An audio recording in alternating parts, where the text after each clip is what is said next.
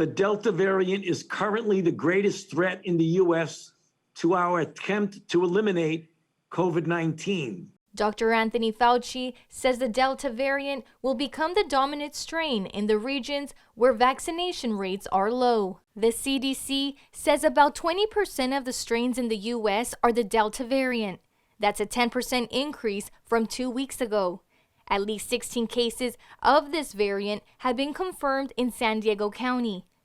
And even though nearly 50% of Americans are inoculated, Dr. Abisola Ololade at Sharp-Ray-Steele says the variant is still a concern. We just don't know how it is going to behave. There are some data from out of Israel that show that it does cause higher rates of infection, even in people that have been vaccinated. And unvaccinated people run a higher risk. And so if you haven't gotten a vaccine, you need to get one now. This virus is very much a threat to you.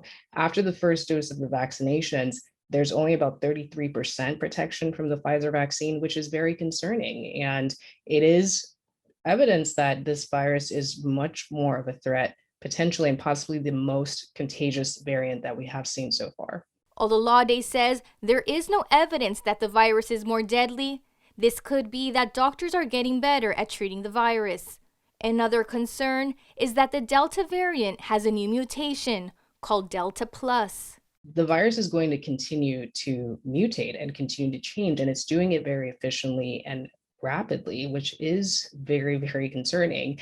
And that beta variant, for example, has been found to be the cause of more infections in the Seychelles, which has been one of the highest, the most vaccinated nations. As doctors and scientists prepare for the impact the Delta variant may cause, Ololade says the best option for people is to protect themselves with the vaccine.